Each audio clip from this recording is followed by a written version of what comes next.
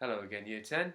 So today, this coming week, you're going to be doing sort of a mock exam in history. I'm only going to set you a couple of questions though, and I'm going to just go through the technique for how to answer those questions with you now. So there are two questions, as I say. I'd like you to spend about 45 minutes on the paper altogether. And for the first question, I'd like you to spend about 15 minutes. Now, the question is, how useful is this source? There's a source that's going to be on your exam paper. How useful is this source to a historian studying a certain topic? Okay, the topic is British imperialism in Africa in the late 19th century. So British empire building. So look carefully at the source, read the caption carefully, and when you're answering this question, you need to mention two things. The content, what's actually in the picture itself, and the provenance, where the picture comes from, when it was produced, why it was made.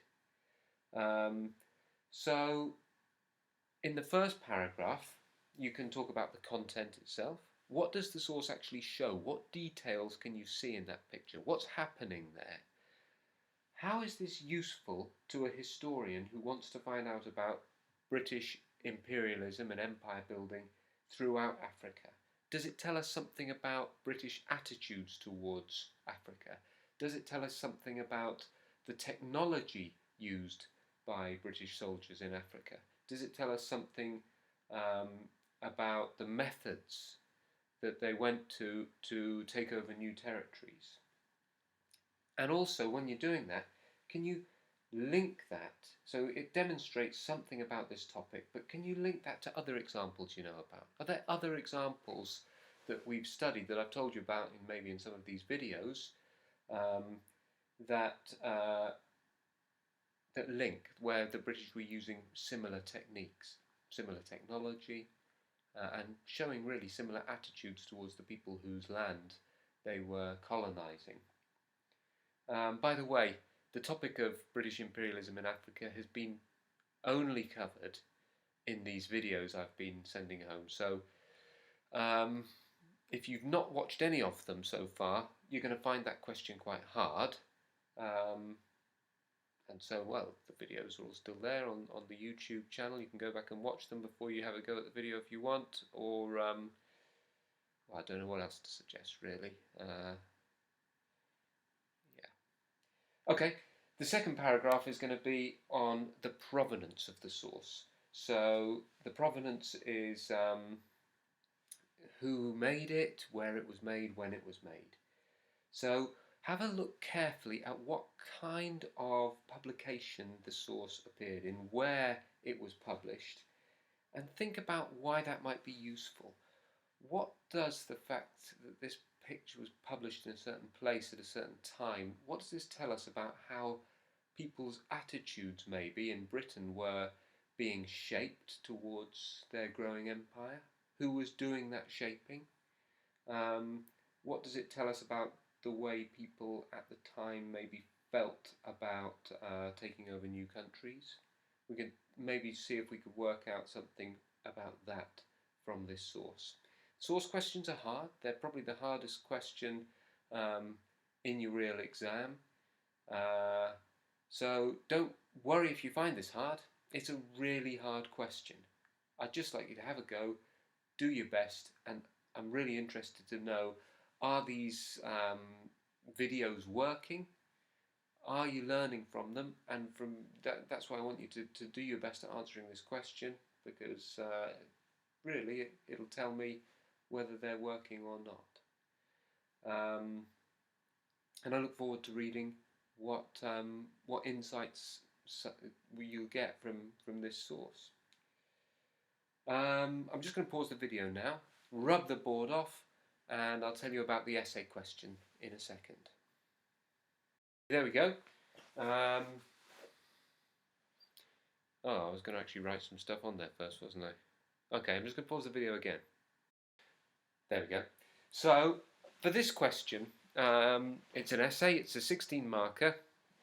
The question is, were economic resources the main reason for the involvement of Britain and England in empires?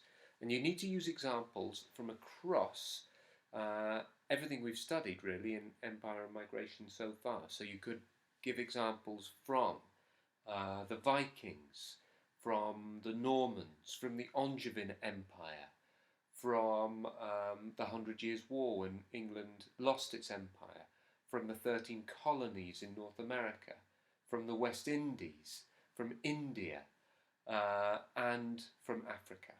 All of those different examples of empire, first of all, when Britain was part of somebody else's empire, or rather England was part of somebody else's empire, and then later on, when Britain went out and took over other people's countries as part of its empire, first of all in North America, and then that empire was lost, wasn't it? And Britain focused on other places, India and Africa in particular.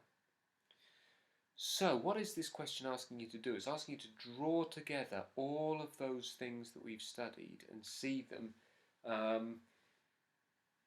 as one big story, and for you to pick out how the factors link in with those. So the factor in the question is economic resources. Was it all about money?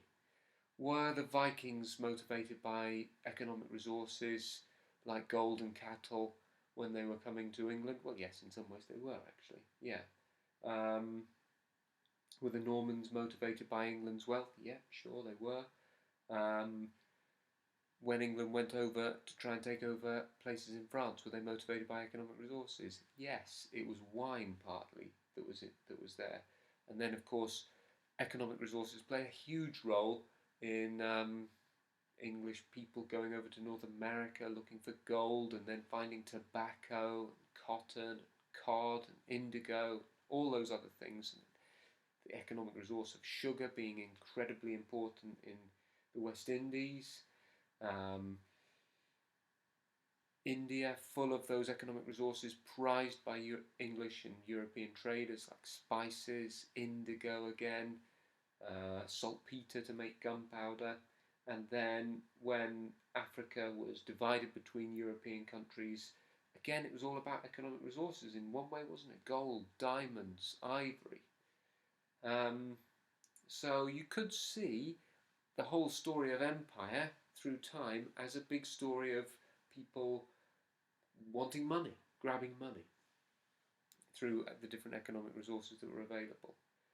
But obviously that's only part of the picture. You have to talk in your answer about economic resources. This is what we call an iceberg question, where you can see above the water level, you can see one factor mentioned in the question, economic resources, but you could talk about all of the other factors we study as well. War, religion, government, science and technology, individuals, and ideas. You don't have to talk about all of them in this question, luckily. You only have to talk about 3. So, you've got to talk about economic resources. So maybe we put that one first, in the first paragraph there. Then pick 2 others that you feel confident comparing it to. Could it be key individuals who played a part in England's involvement in empires? You know, King Canute, that Danish Viking king who came over and made England part of his empire in the 11th century. Without his contribution, would England have been ruled by Denmark for so long? We don't know, really. William the Conqueror, it was his personality, wasn't it? His desire for power that drove the Normans to come and take over England in 1066. And then you've got individuals much later on, like Walter Raleigh, William Penn in North America. You've got individuals like Cecil Rhodes driving the empire forward in the 19th century and sort of making that grab for land in southern Africa. Or maybe you could talk about religion and how people either spreading their religion or looking for religious freedom wanted to build up the empire. The Normans as well, religion played a part. They were backed up by the Pope. The key thing is, for whichever factors you argue, and you could argue any of them, just make sure you use examples from across as many of the topics that we've studied as you can. Don't just link things to Africa or just to North America. They need to be. You need to show that you can understand that the factors played a part across time, and so you can really start to see those links between different time periods. It's a hard thing to do, but hopefully you can do it. So you've got your 3 paragraphs, and we've had a go at this type of question. Remember, we did a big 16-mark essay on reasons for migration to North America in the 17th century. Same technique, same type of question, same factors, in fact. But this time you're using it to give examples from across time, not just the 17th century, not just North America. So yeah, pick your other 2 factors. Let's say it was religion and individuals, the ones I've just mentioned, but you don't have to do those. Pick any that you like. I mean, you have to do economic resources, because that's in the question. But pick whichever other 2 you like. And then, your conclusion, you need to explain which factor you think was most important. But if you really want to go for those top marks, you're explaining in this conclusion how the factors all link together. So let's just say, for the sake of argument, you were going to argue economic resources were the most important. You could actually say, well, look, individuals, yeah, they were important, but they were important because they were motivated by greed. William the Conqueror, he only wanted to invade England, and he forced all those other people to go with him, or he persuaded them. He only wanted to do that because he was greedy. He wanted money. He wanted wealth. I don't know if that's true, really. I think he definitely wanted. He definitely wanted to go to heaven. He was a religious person. Did he want money? Yeah, of course he did. Everyone wants money and wealth, especially medieval kings. And Cecil Rhodes. I mean, one of the wealthiest men in human history. Yes, he drove the empire forward, but why? So he could get more gold and more diamonds in his company. He had so much money, he didn't know what to do with it. Did it make him happy? No, it did not. Anyway, so in that conclusion, you're going to argue which factor you think was the most important, and that's going to be the end of your essay. 16 marks, 4 paragraphs, 3 factors, conclusion. Give it your best shot. Yes, it's hard. Yes, you've forgotten loads of stuff. Yes, you probably haven't been watching all these videos and, you watched the first couple of minutes and then gone off to do something else. It's okay. Just do your best. Have a go at the question. Good luck. See you later.